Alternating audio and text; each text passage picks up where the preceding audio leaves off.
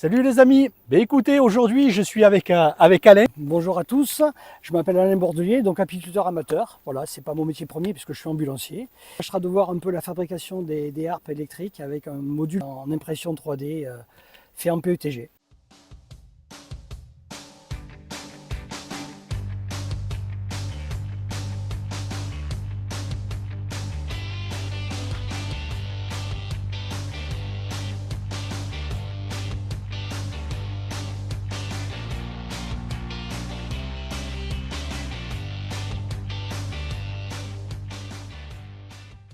On est parti sur une base de ce que faisait Sanvé à l'époque. En 2018, ce sont les inventeurs de l'harpe tréteau. Ils avaient le même principe que celui-ci. La seule différence, c'est que c'était plusieurs fils. Nous, avec ce système-là, on a réussi à éditer en format 3D sur du PETG des petits modules que l'on branche, que l'on fixe avec des vis directement sur le tréteau en bois. Et vous n'avez que 2 fils sur chaque côté. Donc on va ne plus avoir les fameux ponts électriques qui créent des problèmes de continuité entre les uns et les autres des fils. Voilà, ça posait des petits problèmes. L'avantage du système, c'est qu'il n'y a pas de ressort, bien que dans le futur on va en rajouter, mais ça viendra dans une prochaine évolution. Il ne faut pas trop tendre non plus les fils. Que dire de plus que lorsque vous commandez sur notre site, alors on en a qui sont quasiment à prix coûtant, voilà. Alors le système là, que tu fais en impression 3D, hein, c'est Oui. ça, ce qui se fixe sur le haut et sur le bas du tréteau, qui sert mécaniquement à tendre le câble. C'est le même câble qui fait tout un côté et le même qui fait tout l'autre côté. Donc ça va très vite pour le mettre en place. En gros, pour fabriquer une harpe comme celle-ci, en une demi-heure, c'est monter les deux côtés. D'accord. Fil tendu. D'accord. Donc là, dans le nylon d'envoi que tu as, c'est tout le système plastique, du haut et du bas. Et du bas. Il n'y a pas le fil, ni les wagots. D'accord. Et c'est le tréteau en bois, on va le retrouver dans un magasin de bricolage, aux alentours de 5-7 euros, ça en fonction des magasins. D'accord. C'est des premiers prix. Je vous conseille quand même de prendre des tréteaux un peu plus costauds ou de rajouter des vis ici à cause de la tension et surtout du soleil. Parce que ça soit du plastique ou du bois, vous voyez, celui-là est déjà légèrement voilé, il a 3 ans, ça travaille toujours. Voilà, ça il faut le savoir. L'autre avantage du tréteau, soit on peut rajouter en dessous un bac à eau, Ouais. soit vous faites comme moi, vous mettez des petites équerres en contrebas, un bout d'Aquilux, qui est un plastique qu'on retrouve dans les magasins pour la publicité, et de la glu ici.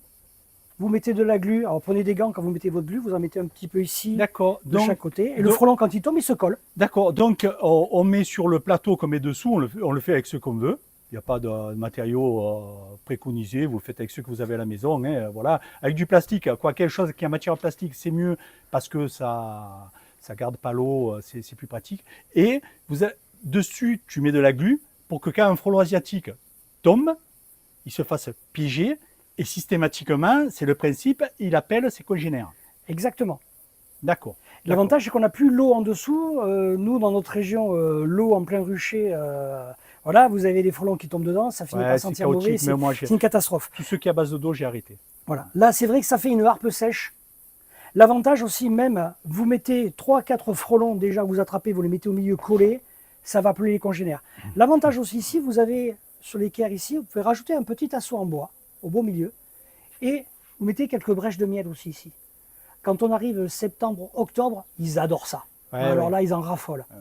Voilà. Oui, parce que le principe alimentaire du frelon asiatique, et je le rappelle pour ceux qui ne savent pas, c'est protéines, sucre. Suivant le stade de la grosseur du frelon, de la ponte de la reine, à une époque, ça va être des protéines, il va se nourrir avec des protéines, et à une autre époque, ça va être avec du sucre.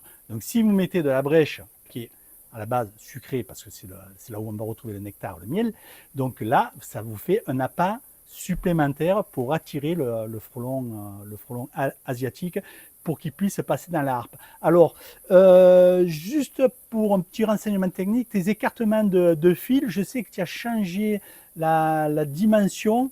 Je ne sais plus si tu as rétréci ou élargi, mais... J'ai élargi parce qu'à l'époque, 100 était à 2 cm et nous, on est passé à 2,5 cm.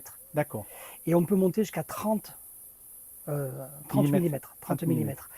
En fait, pour que ce soit clair, hein, pour les personnes qui sont intéressées par les harpes, mais c'est le prix qui les fait entre guillemets fuir. Donc là, ça va rester quand même abordable pour ceux qui sont un petit peu bricoleurs de se la faire soi-même, ou ceux qui ne sont pas du tout bricoleurs d'acheter les éléments déjà prémontés et eux qui n'ont plus qu'à assembler. C'est quand même d'une forte utilité. C'est quand même d'une forte utilité parce que quand vous partez en vacances, votre harpe elle continue à fonctionner. Vos pièges à base de sirop, comme on a tous, ou d'autres pièges, si vous n'êtes pas là pour les réapprovisionner, pour les nettoyer, etc., ils arrêtent de fonctionner. Et de toute façon, quand vous avez une grosse prédation du frelon asiatique, c'est comme le disait si bien Alain, c'est pas avec un piège que vous allez arriver à tout supprimer. D'accord ? Mais par contre, c'est ce qui va vous permettre que vos colonies continuent à vivre et puissent passer ce stade et arriver à repartir sur une nouvelle année. Donc, il faut les aider et ça fait partie bien sûr des outils qui les aident. Alors, je sais Alain que tu travailles aussi avec le GDSA de l'Hérault, oui. Voilà, de l'Hérault, et qui t'ont commandé du matériel justement pour. Tout à fait. Ouais. On a la Bayer Roltaise aussi qui me l'ont commandé. On a fait une petite session pour le montage d'une harpe. Voilà, chacun a monté sa petite harpe. Alors, ils ont tous reçu un petit kit comme celui-ci. Voilà. Alors, dedans, on retrouve tout ce qui est nécessaire. Hein, donc, il y a un petit QR code pour tomber sur le site internet. Et vous avez des petits modules comme ceci à positionner. Qui s'emboîtent un après l'autre. Et je sais que dessous, quand tu le retournes, il y a un chiffre qui est noté. Et c'est l'écartement. L'écartement. Alors, tu vois Alain, que je retiens des choses. Hein, parce que tu me l'as envoyé pour me le montrer.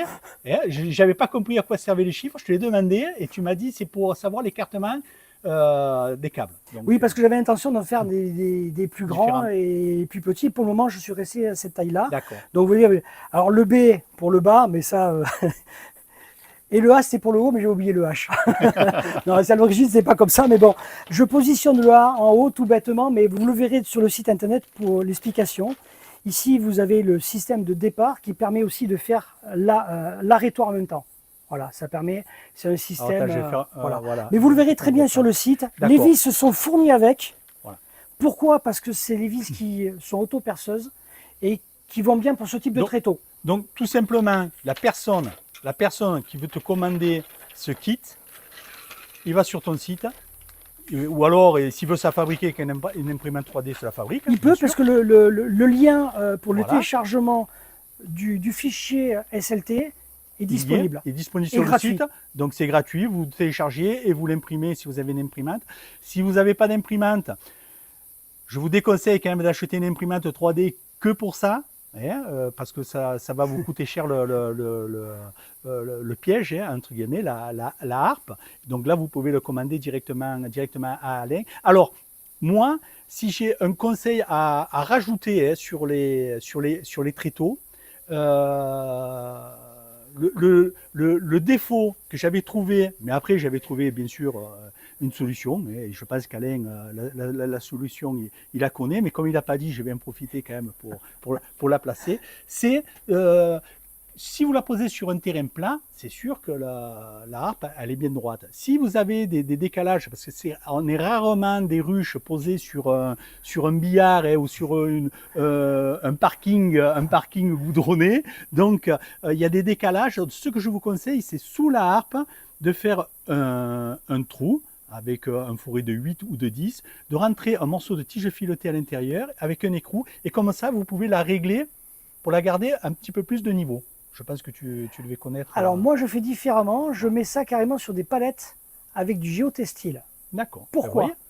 Parce qu'il faut savoir quand même qu'on peut avoir un risque d'incendie avec les harpes. Ça, c'est très important. Donc le fait de surmonter avec une palette, avec du géotextile en dessous, les herbes ne montent pas, ne sèchent pas, et donc vous arrivez à garder quelque chose de relativement propre autour. Ouais. Et donc, déjà moi je déplace toute la palette, c'est fixé directement avec des vis sur la palette, ça ne bouge plus. Ça bouge plus. Donc tu mets ta palette de niveau. Voilà. Maintenant, après, quand il y a un sanglier qui passe, et ça nous arrive chez nous, comme c'est branché sur des wagos ou sur des pinces crocodiles que je n'utilise plus maintenant parce que on a des soucis avec, je préfère les wagos. Bon, c'est une marque, mais bon, les sucres à fil souple. Hein.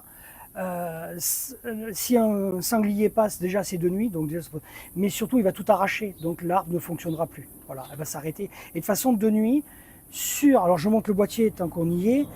Sur les boîtiers, je vous préconise de prendre le. Alors, excuse-moi Alain, je te coupe. C'est que la harpe, pour qu'elle fonctionne, il faut une énergie électrique. Oui. On se sert ou du courant, bien sûr, de l'électricité en partant du 220 avec un transfo. On le réduit en 12 volts. C'est ça. Et on peut alimenter avec le 12 volts, bien sûr, la harpe, ou on peut le faire avec une batterie, tout simplement. Vous achetez des batteries d'occasion à la casse, sans prendre une batterie neuve, et vous pouvez vous servir d'une batterie. Ou alors, le dernier, c'est avec des panneaux. Alors, panneaux solaires qui vont alimenter. Panneaux solaires, comment c'est exactement? Ouais, c'est panneaux solaires. Oui, panneaux solaires. Voilà. Solaires. Sur le site internet, j'en parle un petit peu des panneaux solaires qu'on peut utiliser avec un régulateur de tension. Voilà, régulateur de tension tout simplement comme ceci. Voilà, qui permet de réguler la tension du panneau solaire. Parce que le panneau solaire, quand ça cogne, il envoie plus que du 12 volts. Donc la batterie, elle va prendre un coup, hein, c'est normal. Donc il va réguler la tension pour bien charger la batterie. Et ici en sortie, vous allez brancher votre module électronique. Et donc, ça sera alimenté sur votre rucher sans problème. Donc, bien sûr, pour la faire fonctionner, il faut un boîtier électronique que Alain monte. Alors, il a simplifié un petit peu le montage, parce que moi j'en ai, je les ai ouverts, tout est soudé. Donc, j'ai des composants qui ont malheureusement subi des dommages à force d'utilisation, que j'ai remplacé en soudant. Alors, je ne sais pas si ça fonctionne, il faut que je refasse des tests. Alain ne rigole pas. Donc, le test avec les doigts. il a simplifié ça et il est arrivé à quelque chose que je trouve qui est très facile à monter, parce que même si on n'est pas un grand bricoleur, on peut y arriver. Il n'y a aucune soudure. Ça marche avec des sucres. Alors, je ne sais pas le nom exact. Domino ou sucre. Domino, sucre. Voilà, nous, dans le sud, on dit des dominos, ou des sucres. Voilà. Plus sucre, moi, que domino. Moi, je dis plus sucre aussi. Plus sucre que domino. Donc, voilà. Donc, on va regarder les boîtiers que lui fabrique, ou que vous pouvez vous monter. Comme je l'ai dit en introduction, vous allez tout retrouver sur son site. Donc, hop, je m'approche pour vous montrer. Là, on est devant le boîtier électronique. Alors, le boîtier par lui-même, ça, c'est Alain qui a fait le boîtier. Le boîtier, il est fait avec son imprimante 3D. Je ne sais pas si tu as mis sur ton site les... Pas encore, ça va arriver. D'accord, ça va arriver. Donc, ceux qui ont une imprimante 3D pourront le faire. Ceux ils peuvent le faire dans des boîtiers aussi électriques, des gros caissons électriques. Donc après, chacun sa méthode. L'avantage, ça, c'est que c'est vraiment étudié. Il y a un joint. Donc le joint, il est juste, voilà, il va nous montrer juste ici pour que ce soit étanche, et c'est vissé. C'est pas très gros, ça prend pas de place, donc c'est facile. Donc maintenant, Alain, tu vas nous expliquer un petit peu ce qu'on retrouve à l'intérieur. Alors ce qu'on va retrouver à l'intérieur, on va retrouver donc le boîtier en 3D. En PETG. Ici, vous avez un interrupteur on-off. Il n'y a pas de diode, c'est voulu pour éviter la consommation électrique. Mais quand vous l'éteignez, ici, vous avez une petite résistance qui vient couper l'alimentation. Donc, vous n'avez plus de jus à la harpe. Quand vous l'allumez... Donc, on n'est plus obligé de mettre les doigts sur la harpe pour voir si elle est encore alimentée. Voilà. C'est ça. Je déconseille fortement les doigts sur la harpe. On va l'alimenter après, vous allez voir. Donc, ici, on rentre... Ici, d'ailleurs, vous voyez, elle est alimentée ici, mais elle ne marche pas encore. Hein. Si d'ailleurs, je vais le faire, je vais allumer, hop, ça vient d'alimenter ici. Voilà. Donc voilà, ce qu'il vous disait Alain, c'est ici, c'est qu'il s'est connecté sur du 12 volts qui arrive par du 220, par un transfo. Donc il s'est connecté juste comme ça, donc il n'y a pas de risque, parce que c'est du 12 volts, donc on peut le faire comme ça. Et là, on voit bien maintenant qu'il y a l'alimentation, parce qu'on a une inscription qui se note, c'est 0,4,8. Voilà, volt. C'est ça, volt. Alors en clair, on rentre ici en 12 volts. Ici, vous avez une diode qui va vous éviter de faire des courts-circuits. J'ai branché ça avec des sucres et des dominos pour que tout le monde puisse le fabriquer soi-même. Je vais vous montrer de plus près les dominos. Voilà. Vous voyez au fond les deux dominos. À côté du doigt d'Alain, juste devant le doigt d'Alain, il y avait la petite diode qui vous disait que c'est pour éviter les courts-circuits. C'est surtout pour éviter l'inversion du plus et du moins quand on fait le 12 volts. Ça va éviter de flinguer tout le système. Ouais. Ce que je ne savais pas et qui m'a expliqué, parce que je pense que j'en ai flingué. Et d'ailleurs, si vous montez des panneaux 12 volts où il n'y a pas de diode, rajoutez une diode sur le panneau 12 volts, ça va protéger vos panneaux. Donc comme vous voyez à l'intérieur, hein, c'est des sucres hein, un petit peu de partout pour se connecter. Donc le schéma précis est sur son site. Je vous conseille d'aller sur son site si vous voulez voir ça avec précision. Là, c'est juste à titre d'information, on ne va pas rentrer dans le détail à quoi ça sert tous ces composants.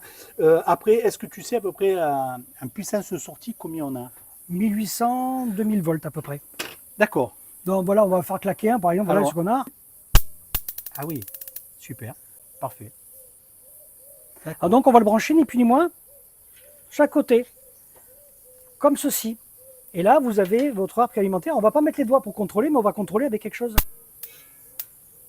Et ça colle. Ça arrive à souder le fil. Ça envoie. Hein. Et ça, alors ça suffit à l'étourdir. Le frelon n'est pas tué. Ça fait simplement que l'étourdir. C'est pour ça qu'on a besoin de la colle ou de l'eau pour pouvoir le récupérer, sinon il repart. D'accord. Voilà. Donc en fait, le frelon asiatique se fait vraiment entre guillemets électrocuter que quand il se coince dans le câble, parce que des fois il y a une aile qui se coince et que là il fait des coups d'arc, il arrive à griller. Oui, là il arrive à griller. Voilà. Oui. Sinon, dans le passage logique d'un frelon asiatique dans une harpe, il est étourdi, donc il tombe immédiatement, mais au bout de quelques secondes, un certain temps, hop, il repart. Il repart. Donc c'est pour ça qu'il faut... D'où l'intérêt d'avoir ou de l'eau pour ceux qui veulent de l'eau, ou d'avoir des bacs secs qui les récupèrent et qui les mettent dans des bouteilles comme fait Sanvé ou d'autres, ou alors, comme ici Alain fait, avec, sur un plateau, tout simplement, de la glu. Je la coupe parce que je voyais le moment où vous mettez les doigts sur les fils. Voilà, là vous voyez j'ai coupé, il n'y a plus de jus. L'avantage interrupteur, il est là. Vous voyez, là, on a le jus qui arrive. J'ai la décharge électrique. Je coupe, il n'y a plus rien. Donc ça, c'est un gros avantage d'avoir cette petite résistance. C'est surtout le gros avantage, c'est que c'est une coupure immédiate. Et lorsque la harpe s'est éteinte toute seule, à cause de la cellule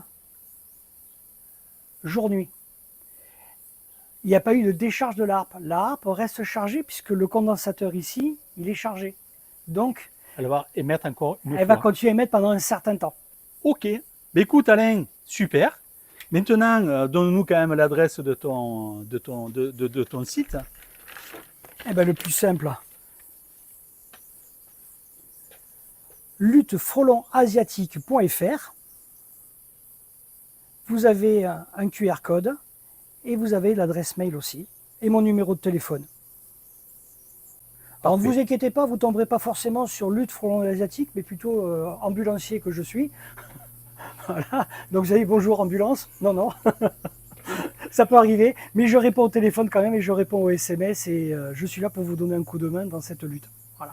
Écoute Alain, on te remercie de cette présentation qui sera, je pense, fort utile pour certaines personnes qui n'ont pas les moyens de pouvoir acheter des harpes à 300 ou 400, ou je ne sais pas combien ça coûte exactement une harpe, tout fini, hein, mais ça coûte relativement cher, c'est pas donné à tout le monde. Donc là, je pense que ça va ouvrir des possibilités à certaines personnes de pouvoir s'équiper à moindre coût. Malheureusement, il y a toujours un coût pour tout. Bon, voilà. Mais écoutez, je vous conseille d'aller voir, pour ceux qui sont intéressés, sur le site, de se le monter ou de commander ou d'avoir un petit peu plus d'informations complémentaires ou techniques, ceux qui en ont besoin. Mais écoute, Alain, on te remercie de nous avoir reçus sur ton rucher, chez toi, de nous avoir donné toutes ces explications qui, j'espère, pourront intéresser beaucoup de monde. Hein. Et j'ai peut-être le mot de la fin. Ben, faites attention à vous et puis j'espère que cette vidéo va vous permettre de protéger vos ruchers. Voilà, c'est tout dans cette optique-là, dans la bienveillance. Voilà, ce que je veux dire, c'est mon site est surtout de la bienveillance. Voilà, c'est pas pour faire du commerce, même si j'en vends un tout petit peu parce que c'est un site commercial. On vend très très peu, pas cher. Voilà, mais surtout vous pouvez le faire vous-même Et c'est gratuit si vous faites vous-même. Voilà. Et vous avez les liens pour commander, soit chez AliExpress, parce qu'on est obligé de passer chez AliExpress, ça c'est du matériel qui est fabriqué en Chine pour l'électronique, et pour le PETG et l'impression 3D. Si vous connaissez quelqu'un qui a une imprimante 3D autour de chez vous, ben vous lui passez Parfait. le fichier, vous le faites pour vous. Voilà, ça vous coûtera moins cher. Et sinon, vous passez par le site. Voilà tout ce que je pouvais vous dire. Et bien voilà, on arrive à la fin de cet épisode. Encore merci Alain et on vous souhaite une bonne semaine. Ben, merci à toi, Fred, Ciao. surtout, Bon, d'être venu à moi. de rien. Allez, au revoir. Au revoir. Bonne semaine. Bonne semaine à vous.